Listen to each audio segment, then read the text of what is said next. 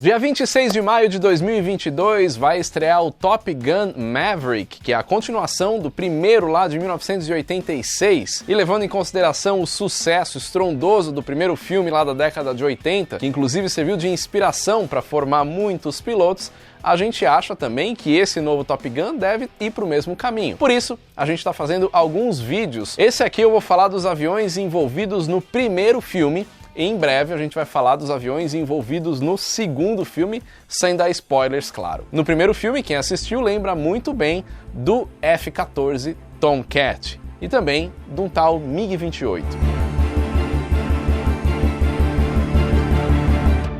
Fala pessoal do Aero, tudo bem? Lá na Guerra do Vietnã, ainda na década de 60, o caça mais moderno da Marinha dos Estados Unidos era o F-4 Phantom. Esses aviões operavam nos porta-aviões da Marinha. Os soviéticos tinham o MiG-23, o MiG-25, aviões muito superiores, principalmente para batalhas aéreas. Agora, o F-4 Phantom já era obsoleto, então a Marinha precisava começar a trabalhar em alguma coisa nova. Um avião que pudesse proteger os navios da Marinha, também pudessem atacar outros aviões no ar e também atacar alvos no solo. Um avião multifunção, só que com o diferencial, que para a Marinha conta muito, o avião teria que ser capaz de operar em porta-aviões. Foi daí que o governo dos Estados Unidos aconselhou a Marinha Americana a participar do projeto do F-111, um protótipo que já estava em desenvolvimento para a Força Aérea Americana, mas por que não operar na Marinha também, tendo a condição de decolar e pousar em porta-aviões? Aí viria o F-111 Bravo. Só que esse projeto do F-111 Bravo acabou não agradando muito a Marinha dos Estados Unidos, porque ele veio cheio de problemas. Para começar, a operação em uma pista tão curta como de um porta-aviões, ele também era um avião muito pesado e também tinha um problema sério no motor, que acabou indo para o avião que ele se tornou o F-14 Tomcat. O projeto original do F-111, que acabou operando na Força Aérea dos Estados Unidos, era fabricado pela General Dynamics, mas a General Dynamics estava passando por muita dificuldade para conseguir encontrar a solução ideal para fazer esse avião operar num porta-aviões. Por isso, eles recorreram a um outro fabricante dos Estados Unidos que já tinha uma grande experiência com a Marinha, a Grumman. E aí, a união dessas duas fabricantes trouxe o projeto do F-111 Bravo. Só que eles foram mudando as coisas e aí esse F-111 Bravo acabou se tornando o F-14 Tomcat. O nome Tomcat veio para homenagear um importante almirante da Marinha dos Estados Unidos, o Thomas F. Connolly. Tudo isso começou em 1969. A Grumman reutilizou os motores do projeto do F-111 Bravo, o Pratt & Whitney TF-30, só que eram os motores que trouxeram muitos problemas para aquele avião. Por isso, a Marinha dos Estados Unidos já pretendia substituir esses motores pelo F-401-400, mas isso seria numa atualização do projeto. A primeira versão do Tomcat acabou saindo com o TF-30. O F-14 Tomcat foi desenvolvido para ser um avião de superioridade aérea, capaz de interceptar outros aviões, proteger os navios daquela esquadra. Ele poderia também ser utilizado como escolta e numa versão futura ele poderia até trabalhar com o ataque ar-terra, ou seja, um caça multifunção. E o diferencial do F-14 era o grande cockpit, com uma área ampla de visão para carregar dois tripulantes, o piloto na frente e atrás o navegador, que poderia fazer o trabalho de todos os sistemas, como radares, por exemplo, e também visualmente conseguir enxergar o que estava acontecendo em volta. Isso daí até dá para ver em cenas do Top Gun, do primeiro filme, né, que o navegador, no caso o navegador que trabalha com o Tom Cruise, né, com o Maverick, o Goose, ele olha para trás muitas vezes, né, para ter essa visão do que está acontecendo em volta. Uma das características mais marcantes do F-14 é a asa, geometria variável. O que significa isso? As asas mexem, elas fazem esse movimento aqui. E isso tem um propósito, porque o enflechamento de asa, quando ela está nessa posição, no ângulo positivo, ela fica mais em formato de delta. Isso daí dá a condição do avião atingir grandes velocidades supersônicas, que era uma característica do Tomcat. Já quando ele está num ângulo neutro, a asa retangular, é bom para o avião operar em baixas velocidades, o que para um porta-aviões é um bom negócio. Então as asas fazerem esse movimento dá uma condição híbrida para o avião. Ele pode voar em baixas velocidades, pode fazer manobras em baixas velocidades, o que em condição de dogfight, por exemplo, pode ajudar bastante. e ele tem muita velocidade, mais de Mach 2, ou seja, mais de 2 vezes a velocidade do som, para poder chegar em um determinado alvo, um determinado avião e fazer uma interceptação. Em voos subsônicos, ela ficava num ângulo de 20 graus. Em voos supersônicos, ela ia inflechando, um sistema automático que podia fazer isso de acordo com o aumento de velocidade e podia chegar até 68 graus. Só que uma coisa interessante também dessa asa de geometria variável do F-14 é que para ocupar menos espaço no porta-aviões, que faz muita diferença, um avião sem tanta envergadura, ela podia inflechar ainda mais, praticamente guardar as asas num ângulo de 75 graus. Uma outra característica também, pensando na questão de espaço no porta-aviões, é a cauda desse avião, empenagem dupla. Empenagem é aquele conjunto de estabilizadores horizontal e vertical. Eles praticamente dividiram isso em dois para ocupar menos espaço. E é interessante também que esse avião não tem aileron. Ailerons são aquelas superfícies aerodinâmicas nas pontas das asas responsáveis pelo movimento de rolagem. Agora, como é que o avião fazia a curva então? Ele fazia curvas utilizando os spoilers, né, que são superfícies que levantam na parte de cima das asas, e também um negócio chamado taileron, ou seja, lá no estabilizador vertical tinha também algumas aletas que funcionavam como aileron para o avião poder fazer curvas em alta velocidade. O comprimento do F-14 é de 19 metros. E a sua envergadura muda, porque a asa mexe. Então, na configuração de 20 graus, a asa aberta, assim, retangular, ele tem uma envergadura de um pouco mais de 19 metros. Já quando entra nos 68 graus, a asa enflechada, essa envergadura cai para um pouco mais de 11 metros. E o F-14 é um avião pesado, seguindo a mesma característica do seu antecessor de projeto, o F-111. Ele tinha quase 20 toneladas vazio, e o peso máximo de decolagem era de 33,7 toneladas. A velocidade do F-14 é um absurdo. O Tomcat pode chegar a uma velocidade de Mach 2,34. Agora, e os motores para impulsionar um avião para chegar numa velocidade absurda dessa?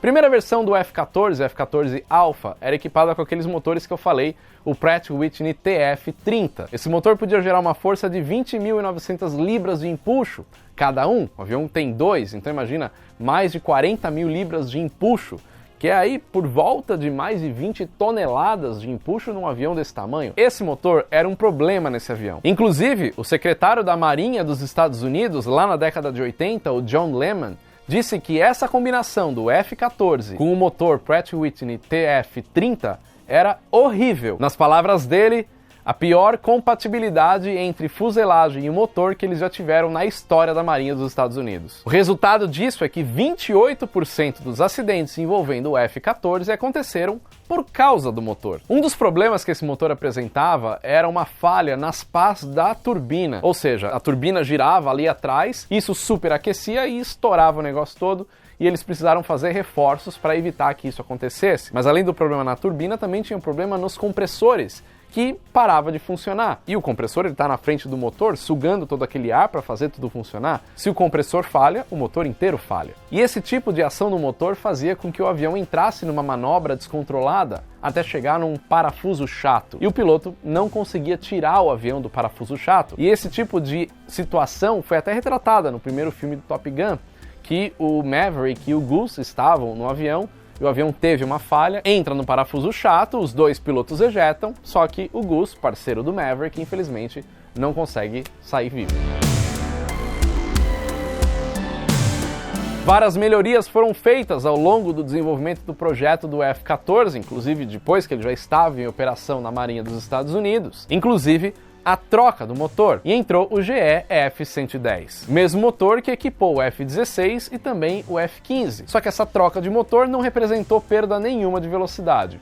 O F-14 Tomcat continuava atingindo velocidade de Mach 2,34. A partir de 1974, o F-14 começou a substituir os antigos caças da Marinha F-4 Phantom, nos esquadrões VF-1 Wolfpack e também no VF-2 Bounty Hunters. A partir daí, o F-14 participou de várias missões. A primeira missão mais emblemática aconteceu no Golfo de Sidra. Nesse combate, os aviões americanos foram surpreendidos por dois caças líbios, o Sukhoi Su-22, e os F-14 deram conta de derrubar esses dois Sukhoi Su-22. Alguns anos depois, em 1989, os caças F-14 derrubaram 2 MiG-23 também da Líbia em um outro combate que teve lá no Golfo de Sidra. Ao todo foram produzidas 3 versões do F-14, a Alpha, a Bravo e a Delta. A Alpha foi aquela primeira que inclusive usada no filme Top Gun, que era equipada com aquele motor TF-30, o motor problemático. As primeiras 12 unidades foram protótipos, e depois, a Marinha Americana recebeu 478 unidades. Mas os Estados Unidos não foram os únicos a operar o F-14. O Irã também recebeu 79 unidades do Tomcat. As últimas 102 unidades do F-14 Alpha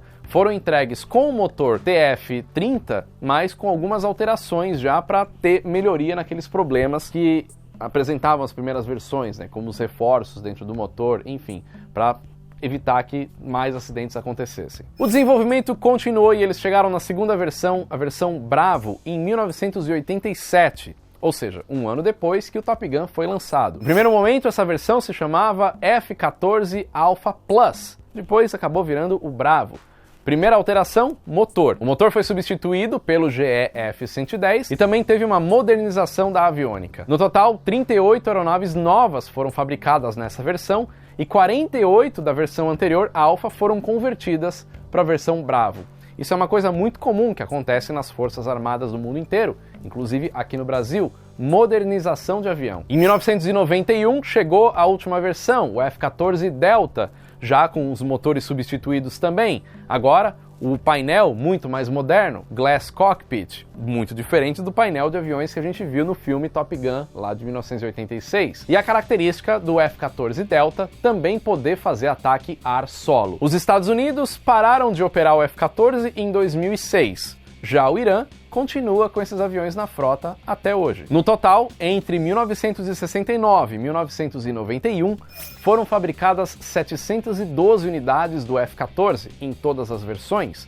No caso da operação americana, só a Marinha dos Estados Unidos tinha esse avião, que é inclusive o que a gente vê no filme, né, no Top Gun. Ele é um piloto, né, o Maverick é um piloto da Marinha Americana, decolando e pousando em porta-aviões. Uma curiosidade interessante do filme de 1986, o Top Gun, é que a produção pagou para a Marinha para eles voarem esse avião. E diferente do que a gente sabe que aconteceu no filme atual, agora, né, que o Tom Cruise e também os outros pilotos envolvidos ali na trama, eles voaram realmente o F-18, lá em 1986 eles não voaram, eles não fizeram as imagens internas do voo com o F-14. Mas existem imagens realmente, né, dos aviões voando, tudo isso foi pago pela produção num valor, na época, de um pouco mais de 880 mil dólares. Se a gente corrigir esse valor para o dinheiro atual, dá mais ou menos 2.230 mil dólares. A hora de voo do F-14 naquela época era de 7.600 dólares, o que hoje passa de 19 mil dólares. E isso acabou servindo muito para as Forças Armadas dos Estados Unidos, porque na época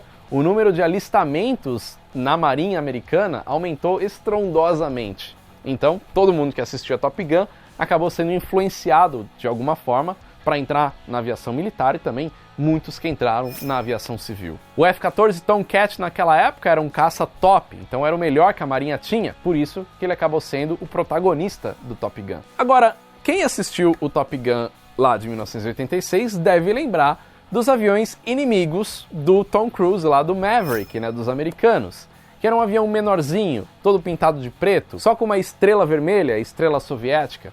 Naquela época, a gente está falando do meio ali, né, já para o final da União Soviética, mas ainda estava acontecendo a Guerra Fria. Vale lembrar que em 1986 o AN-225 nem tinha feito o primeiro voo ainda. Então muitos projetos estavam em andamento dentro da União Soviética. Só que como é que os Estados Unidos ia colocar no filme um avião soviético realmente, numa época que não se tinha nem acesso do que eles estavam fazendo lá? É exatamente por isso que o tal MiG-28, que eles citam no filme dessa forma, é na verdade um F-5, um caça americano desenvolvido pela Northrop. E o nome MiG-28 de fato não existe, ele é fictício, usado só para o filme. O F-5 é um avião desenvolvido nos Estados Unidos entre os anos 50 e anos 60, já é um avião bem inferior ao Tomcat. O F-5 foi produzido entre os anos de 1959 e 1987 e opera em algumas forças armadas do mundo, como a Força Aérea Brasileira, por exemplo, opera na Espanha e também é um avião de treinamento lá na Força Aérea dos Estados Unidos. O curioso é que o MiG-28 ele não existe. Como é que os americanos sabiam, né, que eles poderiam usar essa nomenclatura? Acontece que naquela época, no governo soviético, os aviões que eram caças, que eram utilizados para esse propósito, como o MiG-29, por exemplo, ou o MiG-25, sempre terminavam com o número ímpar. MiG-28 é um número par, logo, os soviéticos não tinham um avião desse propósito com o nome com o número par, então eles pegaram aí alguma coisa no meio do caminho. Essa regra acabou seguindo depois para o governo russo, para os outros aviões, mas é claro que, como tudo, existem exceções, então eu peço para você escrever aí nos comentários quais aviões que você lembra da Rússia, ou aviões soviéticos, que tem o propósito de ataque ar-ar ou ataque ar-solo, que termina com o número par. Então é isso, essa é a história desse emblemático avião protagonista do primeiro filme Top Gun, lá de 1986, e o seu arqui-inimigo, o MiG-28, que na verdade é um F-5 pintado de preto com uma estrela vermelha dos soviéticos. Se você gostou desse vídeo, não esquece de curtir e compartilhar com quem você puder. Vai lá assistir o Top Gun Ases Indomáveis de 1986, porque agora, dia 26 de maio, estreia o Top Gun Maverick. E a gente vai soltar um vídeo muito em breve aqui no Aero por Trás da Aviação falando dos aviões envolvidos nesse novo filme que a gente já teve a oportunidade de assistir e olha, é incrível. Que filme legal. Beleza? Deixa aí então anotado na sua agenda. É isso aí, valeu e até o próximo vídeo.